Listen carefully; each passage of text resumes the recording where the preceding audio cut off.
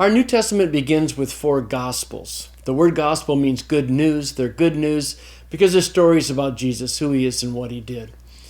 And we label these Gospels after their author's name. And so the second Gospel is called the Gospel of Mark, and we usually abbreviate it and just refer to it as Mark. Who was Mark? Well, Mark wasn't necessarily an eyewitness of Jesus' life, and he wasn't one of the 12 disciples. There is a strange comment in Mark 14:52. During Jesus' arrest, there was a young man there who fled naked, and most people believe that is Mark, but other than that, he doesn't play a role in the Gospels. And the question is then, why do we believe what he said? Well, one of the main reasons is, according to church tradition, it's a very strong tradition, Mark wrote down what Peter told him to say. So the second Gospel really are the memoirs of Peter, Peter's eyewitnesses accounts of what Jesus did and what he taught.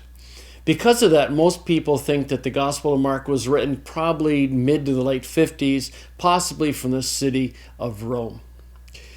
In terms of the themes of the second Gospel, there are 3 themes, and they correspond to the 3 basic divisions of the book. Up until Peter's confession in Mark chapter 8, Jesus' ministry is very public.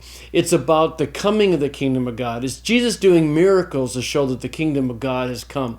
In fact, some people call this a hero story, because what Mark is doing is showing Jesus what he did and how he was a man of action, and he did this and he taught this, and hence a hero. But it's a very public ministry about who Jesus is and the coming of the kingdom of God. At Peter's confession, though, Peter is willing to confess for all the disciples that Jesus is the Christ, is the Messiah. And at that point in the gospel story, everything changes, and we go into the second part of the gospel. Instead of having a public ministry, it's a very private ministry. And instead of talking about the coming of the kingdom of God, Jesus is talking about what it's like to live as a disciple in the kingdom of God. And some of our most important teachings on discipleship come from this passage, because it's here that we learn that being a Christian is not about believing certain things or even doing certain things.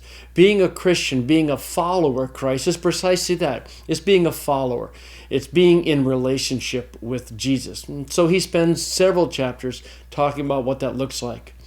But then we get to the third section of the gospel, and that's the passion story. The story of the week before his death and his resurrection. In fact, some people call Mark a passion story with an historical introduction, because what happens at the cross, what happened that week before, are so important that it becomes the total focus of the last third of the book. So that's the second gospel, the gospel according to Mark.